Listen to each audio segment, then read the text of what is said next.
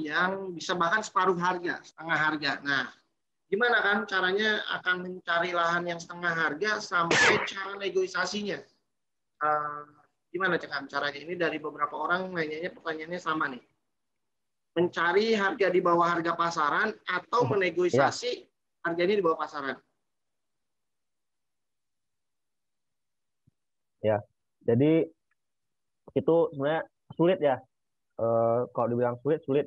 Karena paling sedikit seperti itu kasusnya. Karena begini, eh, umumnya eh, lahan itu dijual ketika kepepet dan juga umumnya sih yang punya lahan gede itu taruhlah di atas batas normal satu rumah ya, berarti itu termasuk besar. Misal 500 meter ke atas itu udah besar lah untuk di kota-kota besar. Nah, umumnya pasti mereka tuh orang berada. Nah, jadi kalau dari pengalaman saya, umumnya yang jual murah itu pertama itu orang tua. Dia udah sepuh, udah 70 tahun, 80 tahun, atau 90 tahun. Saya pernah beli yang tanah, beliau sudah 88 tahun, hampir 90 tahun. Saat itu pasarannya 800.000, saya beli 440.000. Tapi gak usah deh saya lanjutin, gak usah saya ceritakan karena ada ada rahasia dapur saya sedikit. Jadi cerita saya beli pas 40.000, pasaran 800.000, itu udah tua. Jadi kata kuncinya pertama umumnya orang tua. Yang kedua, pemilik lahan tersebut nggak mampu mengelola lagi. Artinya bisa jadi karena keterbatasan usia dan waktu dan tenaga dan juga jarak. Nah, jarak ini kata kuncinya. Jadi saya pernah beli lahan pasarannya itu 800-900 ribu, saya dapat 540.000, bentuknya persegi, kotak bagus di pinggir jalan. Nah, karena apa? Yang punya rupanya di Jakarta, udah tua, 80 tahun, eh, nggak keurus, dia nggak tahu situasi lagi di situ. Jadi dia jual nggak laku-laku. Nggak laku-laku kenapa pas dia jual sebelumnya? Karena ada orang nakal iseng. Dia tampil tanah itu dijual atas nama pelang dia, dicabut sama orang ya pantas nggak laku gitu. Jadi dia jauh dari lokasi. Nah saat itu masuklah saya. Pertama memang dia jual mahal, dijual apa 1 juta per meter. Habis itu nggak langsung instan ya, karena itu tadi karena yang punya lahan pasti orang-orang berduit. Dia melihat uangnya biasa sih, tapi kan ada satu titik pasti dia merasa putus asa untuk jualan itu gitu. Dan kita menawarkan suatu eh, peluang bagi mereka juga. Nah, singkat cerita 800.000, 700.000 sampai akhirnya saya deal di 540.000. Saat itu saya DP 60%, sisanya saya tawar 10 bulan. Jadi kata kuncinya adalah si pemilik lahan itu umumnya jauh dari lokasi, sehingga dia nggak mampu memantau lahannya atau tidak tahu keadaan lahan sekitar. Nah, eh, terus yang ketiga adalah ada situasi kepepet. Nah, ini momentumnya. Apa momentumnya? Ramadan ke Lebaran. Nah, saya sebenarnya saya ada lahan yang saya bidik juga ini. Murah banget gitu. Ini pasarannya sekian. Saya dapat eh, setengahnya gitu. Cuman udah saya siapkan dana. Saya bilang, Bu, saya siap cash keras, Bu. Saya bilang, minggu ini juga setelah cek sertifikat eh, sah di BPN, aman, saya bayar langsung ke bank. Eh, Saat itu juga cash keras. Tapi udah sampai segitunya penawaran saya udah mau apa, sertifikatnya rupanya hilang gitu. Itu tadi orang udah tua, nggak keurus, tanahnya di mana-mana, jadi dia mau jual, harganya saya tawar dengan harga sekian, saya siap cash, sertifikatnya hilang. Dan momentumnya adalah Ramadan ke Lebaran. Perhatikan deh, banyak yang lahan-lahan murah itu dijual di momentum Ramadan ke Lebaran, momentum mau masuk sekolah, terus momentum ya ajaran tahun ajaran sekolah biasa itu tiga itu. Di luar momentum itu biasanya biaya berobat, biaya pernikahan, dan lain-lain. Nah, paling dari saya itu rumusan dalam teknik negosiasi lahan setengah harga. Jadi, dan satu lagi saya hampir lupa. Biasanya dibeli di bawah tahun 2005 sertifikat tersebut. Jadi, kalau teman-teman pemain tanah pasti paham, oh, ini ketika kan ada kopian ya. Ini 2005 ke bawah. Si pemilik ini beli dulu. Itu pas umumnya bisa kita tawar agak sadis gitu. Tapi kalau udah 2010 ke atas itu berat. Karena kan mindsetnya pasti mereka mau untung gitu. Sedangkan 2010 ke atas harga lahan tuh udah mulai naik itu, udah mulai tinggi. Tapi kalau 2005 ke bawah itu masih murah. Misal gini, contohnya aja deh. 2005 ke bawah mungkin harga lahan masih 100.000 ke bawah gitu. Taruhlah 50.000. Eh, ketika kita tawar, ketika harga pasaran 1 juta atau 1.500.000, kita tawar eh, harga pasar misal 1.500.000, kita tawar 750.000, pasti kan secara hitung-hitungan si pemilik itu, wah ada untung gua gitu. Dulu gua beli 90.000, gua jual 700, gua jual 700.000. Gak apa-apa deh, gua ambil gitu. Nah, jadi perhatikan itu juga. Tahun dari surat-surat itu juga berpengaruh. Kalau dari 2010 sulit untuk menego setengah harga tuh sulit banget. Karena pasti harganya pasti udah tinggi. Nah, eh, itu aja mungkin Kang. Kalau tips dari saya berdasarkan pengalaman.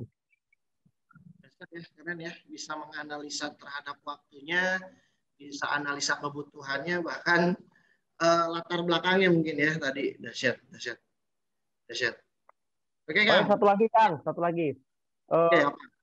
jangan sekali-sekali langsung nego sadis ke pemilik lahan yang saya seperti ini nih. Kalau nanya ke apa ke orang, ini yang punya lahan di mana tinggal. Kalau misal di Bogor tuh kayak misalnya Yasmin atau di eh, Villa Indah Pajajaran itu, saya udah nggak mau nego sadis saya. Tengah harga tuh nggak pasti dia tolak gitu, karena orang-orang nggak butuh duit gitu. Gitu yang saya pelajari gitu. Kalau misalnya dia tinggal di hunian mewah, oh yang punya di sini. Saya nggak bisa langsung nego sadis tuh, saya pelan-pelan eh, masuk soft, soft, soft. Nah baru, walaupun belum ada yang berhasil sih saya kalau misalnya konteksnya tuh si pemilik itu tinggal di hunian mewah, karena biasanya orang-orang nggak butuh duit gitu, duitnya terlalu banyak, asetnya banyak. Habis itu udah daripada lu gua jual murah mendingan gak usah gua jual gitu, kadang gitu. Nah itu Kang, saya sampai Ya, segitu. karakteristik juga ya orang-orang yang nggak jual butuh, penanganannya beda ya kan, nggak bisa ditengahin harga ya ternyata. Nah, ada pertanyaan dari Mas Brur nih. Iya. Nah, Adek, pernah kerjasama nggak dengan lahan yang sertifikatnya masih disekolahin di bank yang ada ribanya? Apakah mulus-mulus aja proyeknya dan sold out dalam waktu yang tepat? Mohonkan pencerahannya, tipsnya. Pernah nggak? Kalau ditanya pernah atau tidak, saya nggak pernah. Alhamdulillah dah, itu aja singkatnya ya. Jadi nggak bisa ngasih tips juga karena Oke, belum pernah. siap. Gak apa-apa, Kang. Hmm. Kang, cara mensiasati lahan hijau gimana, Kang? Apa? Lahan hijau. Lahan hijau. Wah, nanti mensiasatinya ya. Saya nggak berani nih menyampaikan sini, takut jadi ini nih mengajarkan yang salah gitu. Jadi kalau saran saya, kalau benar itu lahan hijau, jangan dulu, jangan mau Mensiasati digarap. lahan. Iya, jadi misal gini, kita udah tahu lahan hijau itu, kita mau develop, eh, lebih baik jangan diambil gitu kalau udah tahu lahan hijau. Tetapi misal gini, eh, saya juga belajar dari teman-teman yang lain, ada kayak misalnya Mas Budi, beliau mengambil lahan hijau luas ya, ya beliau pecah itu. Nggak semua lahan hijau gitu, lahan hijau tuh biasa untuk rekreasi, tempat wisata, atau jadi fasos-fasum. Nah, jadi mensiasati seperti itu. Kalau misal satu hamparan luas ya, begitu luas sehingga tidak semuanya lahan pemukiman ada lahan hijau, biasanya itu bisa untuk tempat wisata atau fasos-fasum. Nah, tetapi itu kalau kita sudah terlanjur beli ya. Nah, kalau terlanjur beli saya juga pernah sih. Eh, ini bukan maksud mengajari karena ini masih koridor hukumnya masih masuk lah. Jadi saya pernah kecelakaan beli lahan hijau. Kebetulan lahan tersebut kecil sih, cuma 1.000 meter. Jadi bisa disiasati. Saya cuma pecah kapling aja, pecah kapling, terus saya jual karena saya eh, urus ini pun nggak keluar gitu. Jadi kita ya udah saya jual kapling aja lagi karena luasannya juga masih kecil, masih bisa ditolerir. Kalau udah besar itu udah susah gitu. Tapi sebelumnya kalau udah tahu lahan hijau nggak usah diambil sih. Ya, kalau belum tahu ilmunya, belum kuat, jangan deh, hati-hati. Akang biasanya dapat informasi tanah itu dari sendiri atau dari makelar ya, banyak kan? Ya, saya sendiri Mas. Saya karena di Bogor Kota tuh khususnya, saya kan memang concern di Bogor Kota, udah hafal daerah-daerah mana aja, daerah-daerah mana saja captive market yang bagus, eh, yang lainnya prospek. Jadi saya cari sendiri tuh dan amat sangat jarang sih dari makelar ada, cuman umumnya yang berhasil saya akuisisi itu dari jerih payah saya sendiri. Nah, kayak ini nih proyek eh, saya baru launching 2 bulan lalu, berhasil saya jualin sendiri 10 unit secara cash.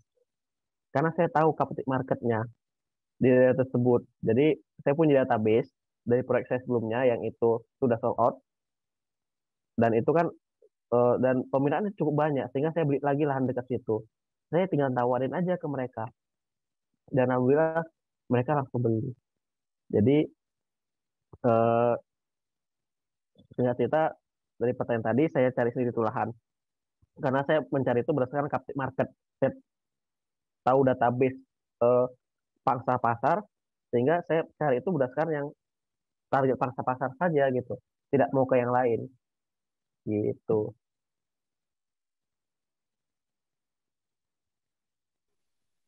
Oke, siap.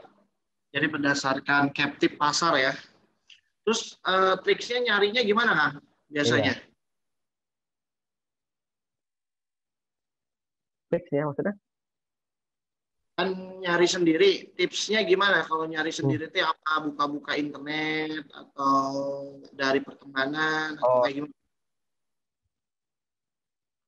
saya biasanya itu Mas, eh, saya masukin tuh semua grup jual beli tanah properti di FB. Kadang-kadang kan saya kan ada di beranda saya lewat gitu kan. Eh, Kalau misalnya harganya masih masuk dan lokasi saya tahu itu kan paham, ya udah saya coba follow up gitu. Jadi dari FB grup-grup FB itu loh, forum jual beli tanah rumah di Air Bogor misalnya gitu.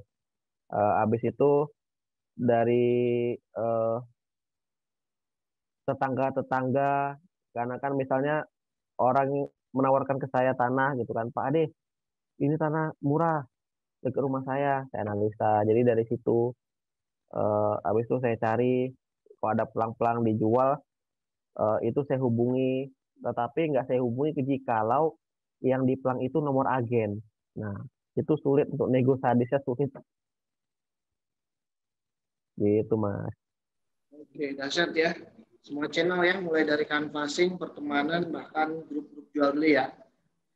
Mas Ade lebih senang punya Iya. partner atau sendirian dalam proyek properti? Dan alasannya apa?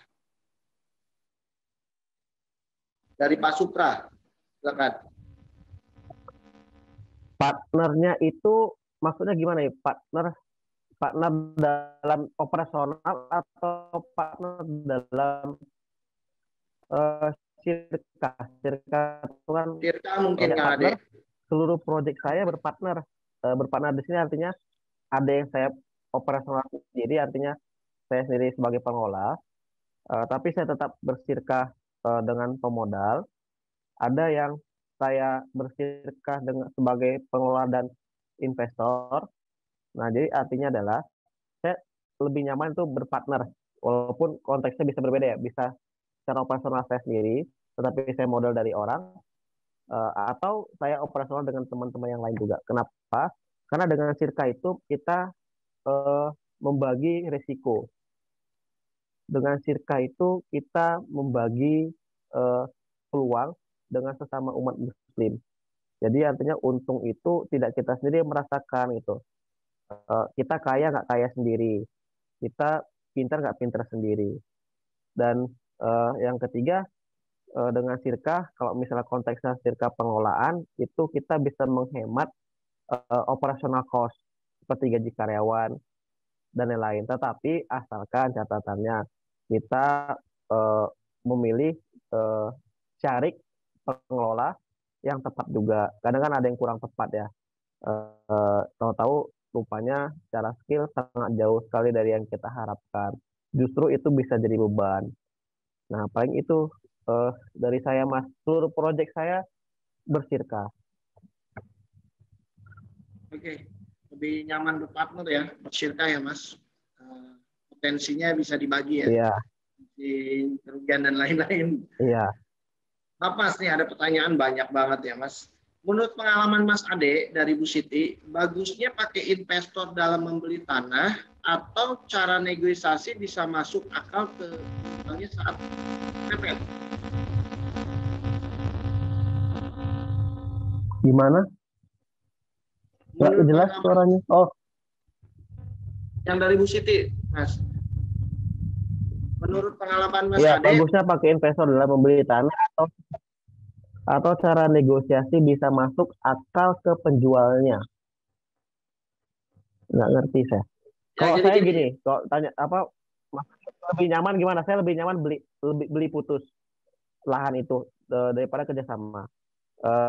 Beli putus dengan dana. Dana itu kan bisa jadi investor, bisa jadi dana saya sendiri. Nah, itu aja sih kalau dari saya. Kalau ditanya lebih nyamannya. oke ya, lebih jelas ya Mas Siti, lebih nyaman jual putus tapi bisa pakai dana investor atau sendiri, bukan perbandingan ya, kolaborasi berarti. Kang ini kalau ada dari Mas Abdul Ghafur, kalau ada owner lahan nawarin kerjasama, tapi dia nggak mau tahu tuh tentang konsep properti syariah dan hukum akad-akad muamalah syariahnya yang kita jelaskan. Dia hanya mau tahu berapa untungnya yang didapatkan saja. Iya. Akhirnya saya mundur karena Mas, mengantisipasi putus-putus nih suara antum nih. apa? Sinyal mungkin Mas. Halo?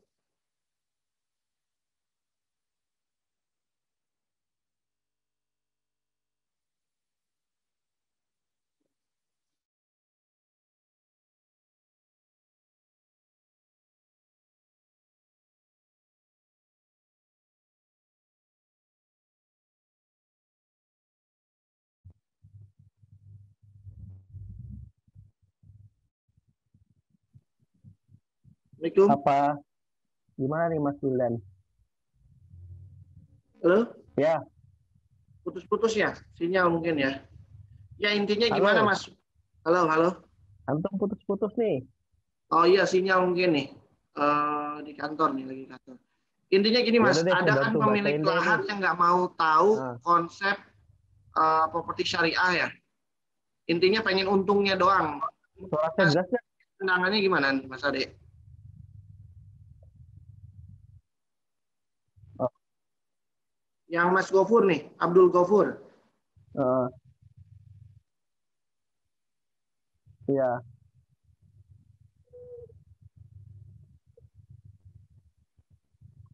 Halo? Yang Abdul Ghafur ya. Pendapat saya, Mas Abdul Ghafur, kita bersirka itu dengan satu visi ya. Karena sirka itu ketika kita bekerjasama dengan pihak kedua, pihak ketiganya itu Allah Subhanahu Wa Taala. Nah, ketika tim kita tidak satu visi, syarik kita nggak satu visi dalam hal konteks ini tadi pemilik lahan atau Sohibul Mal itu tidak satu visi, lebih baik tidak deh, nggak usah ruwet nanti. Jadi ini kalau saya baca pertanyaan ini, mohon maaf, pertanyaan eh, apa ya?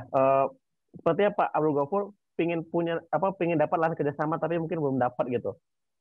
Kalau misalnya ini proyek kedua ketiga dengan konteksnya pemikiran seperti ini, dia pasti nggak mau. Karena pasti ruwet gitu. Tapi kalau misal proyek-proyek pertama, pasti akan mengusahakan bagaimana si pemikiran ini jadi satu frekuensi sama kita, walaupun tuh agak sulit gitu. Tapi nggak apa-apa, dicoba saja, didakwai, mana tahu kan bisa jadi wasilah untuk berubah ya. Karena kalau dari saya, kalau dia nggak mau berubah sama sekali, masih pemikiran seperti itu, saya saranin nggak usah aja, karena ruwet nantinya. Karena kita cari itu yang satu visi. Itu paling, Mas Wildan. Eh, saya bantu baca lagi deh. Bagaimana solusi negosiasi dengan pemilahan dari warisan ortu? Nah, saya ada pengalaman. Proyek saya di eh, Jakarta Timur itu juga tanah waris. Saya sebenarnya proyek itu nggak butuh-butuh amat karena proyek saya eh, sudah ada sebelumnya. Eh, ya, jadi singkat cerita saya nggak butuh-butuh banget tuh proyek. Tetapi justru si anak ini yang menginginkan lahannya digarap, mengikuti skema saya, mengikuti apa mau saya, tidak minta DP, hanya dia butuh sedikit untuk menyambung hidupnya, nggak lebih dari 20 juta, sedangkan lah harga lahannya tuh hampir 3 M. Nah, jadi saya yakinkan dengan ide saya punya kapasitas, saya punya pengalaman, saya paparin semua, apa saja keraguannya dia saya bisa jawab, sehingga dia bisa yakin beserta kakaknya. Tadinya saya pikir kakaknya yang nggak setuju, karena cewek itu kan agak agak gimana gitu ya. Mungkin kalau misal dengan harta waris agak hati-hati atau agak takut, agak ruwet mungkin pemikirannya, tetapi rupanya eh, justru kakaknya yang anteng-anteng aja. Nah, itu pengalaman saya yang lahan eh, salah satu lahan di Jakarta Timur. Ada juga kasus lain lahannya punya ortu, nama SM ortu, saat ortu setuju kerjasama tapi anak-anaknya nggak setuju. Nah, saya juga ada lahan kerjasama, eh, anaknya setuju, ortunya setuju. Eh, jadi tinggal meyakinkan aja sih. Jadi tinggal bagaimana satu frekuensi dengan keluarganya mereka. Dan yang pertanyaan kedua ini, justru mereka sangat setuju banget dengan sama ide saya ya. Semuanya itu sampai SIM-SIM-nya pun di saya semua itu. SIM di saya, keputusan di saya, eh terserah saya gitu. Itu ada. Jadi kalau misalnya anak yang nggak setuju, cari tahu kenapa. Karena kan itu otoritas di orang tuanya. Seharusnya kalau orang tua setuju ya lanjut saja. Nah, lanjut pertanyaan selanjutnya,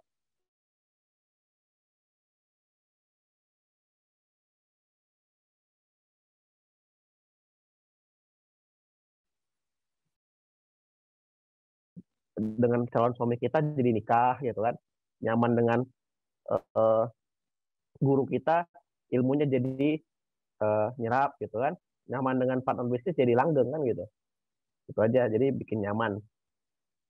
Eh, saya tekniknya seperti itu. Saya kadang saya alokasikan dana be a friend, eh, dana untuk menjadi teman. Ya, saya traktir lah dimakan tempat makan enak. Saya kasih dia hadiah, saya bantu dia untuk kesulitan gitu kan. Misal 5 juta atau berapa, nggak apa-apa. Itu dana be a friend bagi saya. Eh, jadi jangan pelit juga itu. Itu biaya entertain yang sah-sah saja bagi saya. Bagi kita juga. Eh, lanjut, Akila Keke, biasanya lahan murah itu masih lahan girik. Bagaimana cara menangani lahan girik dan lain-lain.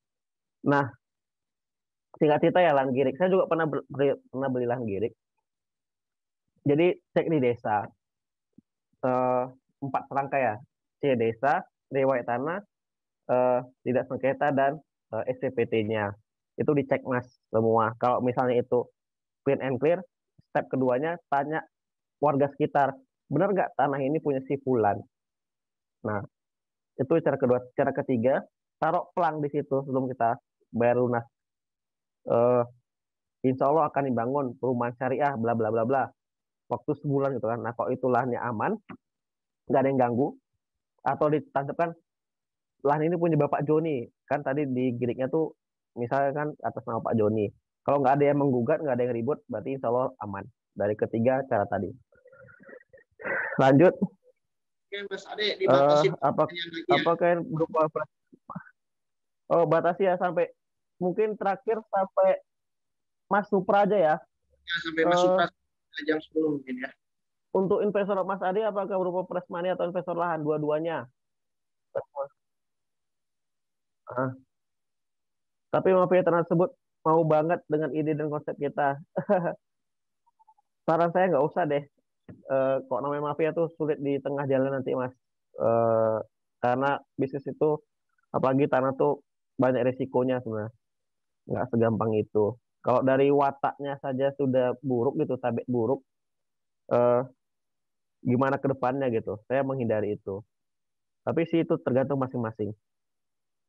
Ini Mas Supra terakhir bagi hasil untuk investor bagi hasil proyek. Ya, kalau properti syariah kan bisa sampai 7 tahun bagaimana? Enggak, saya mekanismenya itu saya cash basis dan evaluasi per 3 bulan pembukuan. Jadi eh, ini singkat cerita aja, saya bagi hasil itu bisa di tengah dengan cara cash basis dan pembukuan per 3 bulan. Jadi kalau misalnya ada untung yang diterima, ya sudah kita bagi. Per 3 bulan kalau ada untung kita bagi. Seperti itu dan seterusnya. Nah, itu mungkin Mas Supra ya, pertanyaan terakhir yang bisa saya jawab.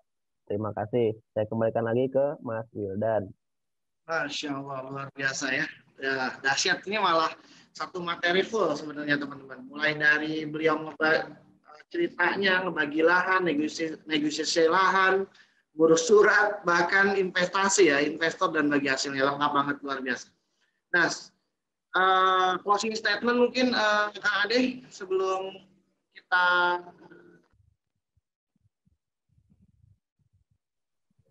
Koreksi ya, terputus. Kang Ade Ini, oh, terputus. oh ya siap. Maaf. Ya, Sukran, Kang Ade. Closing statement-nya mungkin ya. Siap. Silakan. Closing statement. Apa ya? Ya, teman-teman. Kalau teman-teman eh, pengen berubah nasib, teman-teman sah-sah saja ya. Menjadi lebih baik gitu kan secara finansial. Properti salah satu jawabannya. Karena saya sendiri sudah merasakan dan beberapa teman-teman juga sudah merasakannya. Tetapi tidak sedikit juga banyak masuk ke dunia properti juga berubah nasibnya. Apa? Masuk ke LP, bangkrut sebangkrut-bangkrutnya secara finansial. Karena apa? Tidak punya ilmunya, modal nekat, modal otodidak sehingga maju. Nah, eh, silakan keputusan dari teman-teman. Kalau teman-teman mau serius di properti, dalami ilmunya, dan juga seriusin bisnisnya, insya Allah akan membuahkan hasil. Tetapi bagi kita catatan sebagai pengusaha muslim, tentu koridor kita adalah koridor syariat.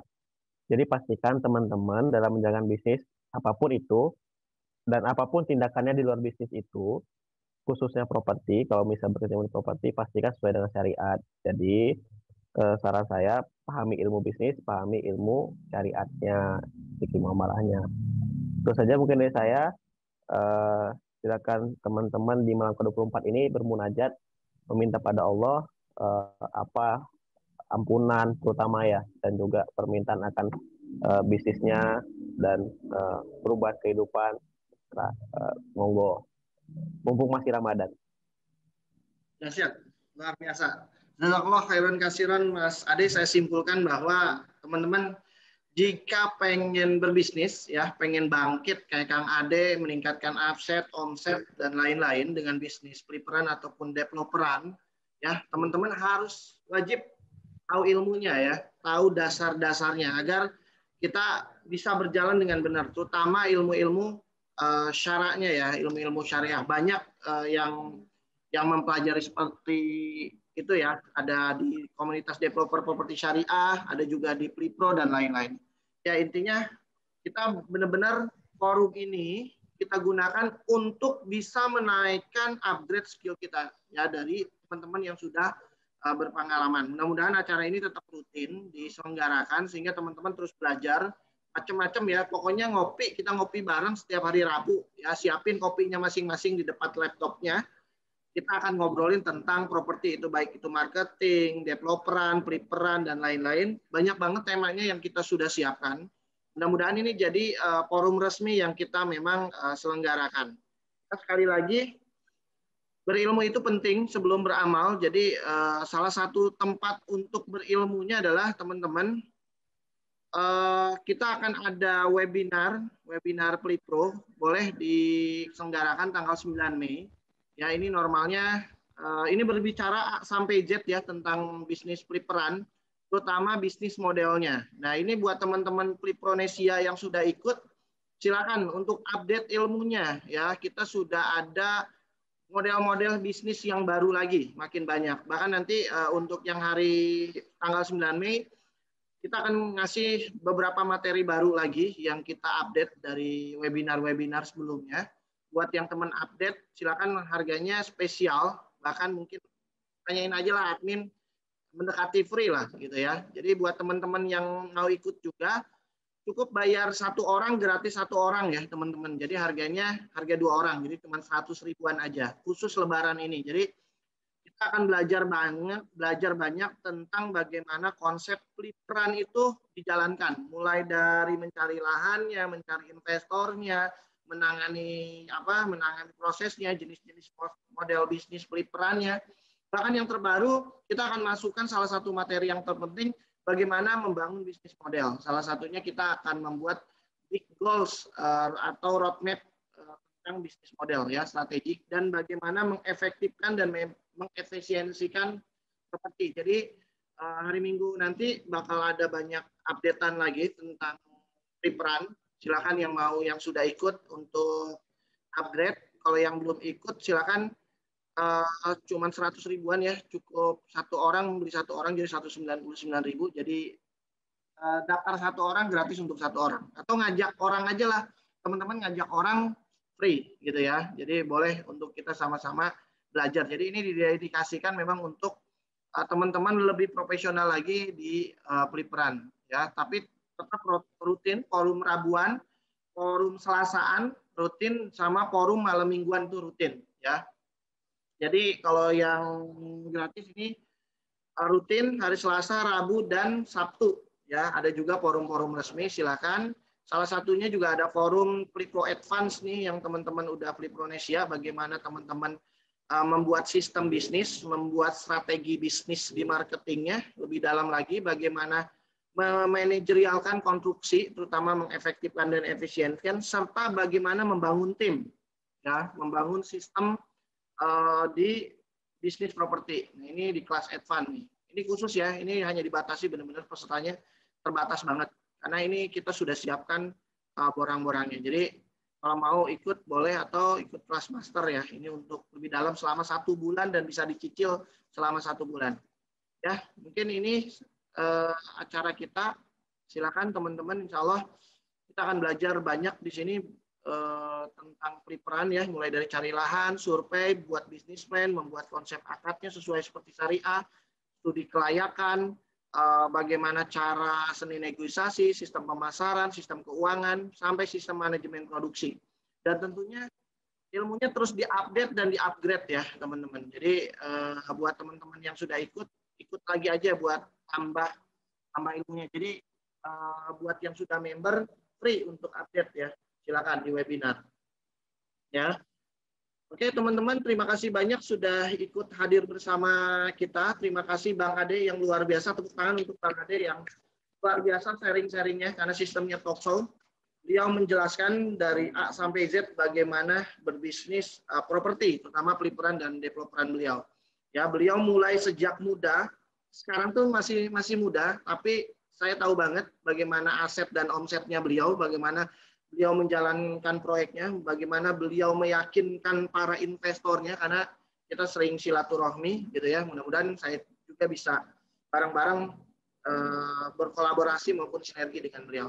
Kita doakan beliau selalu sehat, kita doakan beliau selalu sukses, karena memang bisa memberikan ilmu kepada kita. dan kita yang mendengarkan pun juga menambah wawasan, menambah ilmu, dan menjadi wasilah ilmu yang mengalir untuk kita semua. Amin, amin ya robbal alamin. Oke, teman-teman jangan lupa besok ketemu di forum ini ya, agensi ya, di forum agensi jam 2 saya akan ngisi tentang marketing ya. Jadi nanti malam minggu mudah-mudahan kalau DPS siap kita pun ada lagi updatean ilmunya. Terima kasih buat Kang Ades, jazakallah khairan kasiron yang sudah bisa sharing-sharing bersama. Ya mudah-mudahan kita bisa sharing-sharing bareng-bareng lagi. Semoga beliau disehatkan selalu, dimudahkan segala rizkinya, dipanjangkan umurnya untuk banyak beramal jariah. Begitupun kita semua. Amin, amin ya robbal alamin. Terima kasih teman-teman yang sudah hadir. Tadi sempat 135 orang yang datang walaupun dadakan dikasih tahunya sore ini. Saya nggak nyangka selalu banyak hadir, bahkan angkanya selalu di atas 100. Ya, nanti kalau mau ketemu lagi, pengen kenal lebih dalam tentang peliperan, ya bagaimana kok peliperan itu bisnisnya cepat banget, naikin aset sama omsetnya, jualannya cepat banget, produksinya cepat banget, dan untungnya gede banget. Datang di webinar kita, bayar 1 orang gratis 1 orang. Ya, silakan nanti hubungi admin. Nanti kita buatin forum resminya, ngopi, ngobrol properti. Kita buat WA grupnya karena akan kita rutinkan. Termasuk slide-slide dan materi serta yang lain-lainnya kita bisa bagikan di sana dan kita bisa belajar bareng-bareng, termasuk juga link-link video rekaman setiap Selasa, Rabu, sama Minggu, Sabtu ya, Sabtu kita bisa belajar bersama. Terima kasih banyak teman-teman yang sudah ikut hadir dari seluruh Nusantara. Jangan lupa tetap jaga semangat, tetap jaga kesehatan. Yang terpenting adalah jaga keimanan dan jaga keislaman. Agar kita bisa berkumpul bersama lagi di forum-forum kita, ngopi, ngobrol, properti bersama Pelipronesia. Terima kasih banyak. Terima kasih banyak buat teman-teman yang hadir. Jazakallah, barakallah. Kami undur diri. Terima kasih sudah hadir. Kita akan ketemu setelah Lebaran. Jadi mungkin 1 minggu sampai 2 minggu, mohon maaf liburan karena kita pulang kampung, nggak boleh sih pulang kampung, liburan, libur Idul Fitri, ya. Nanti kita ketemu lagi di tanggal 9 webinar di Pronesia. Cukup 1 orang, gratis 1 orang, jadi datang ya, dapatkan diskon khusus, ya. Cukup 100 ribuan, teman-teman bisa banyak belajar tentang properti. Jazakallah, terima kasih. Semoga jadi ilmu yang mengalir buat kita semua. Terima kasih juga buat Kang Ade yang sudah Masya Allah mengisi acara kita. Nanti kita akan panggilkan guru-guru yang lain untuk kita bersama-sama belajar. Kalau teman-teman butuh tema sesuatu, bilang aja. Barangkali kita punya gurunya untuk sama-sama kita belajar gratisan untuk meningkatkan upgrade skill ilmu kita. Terima kasih buat panitia yang sudah nginep nih, jadwalnya mabit malam 5 iman dan takwa sekalian itikaf, mudah-mudahan ya. Terima kasih juga buat teman-teman seluruh Nusantara yang sudah hadir hari ini. Jangan lupa nanti di hari Rabu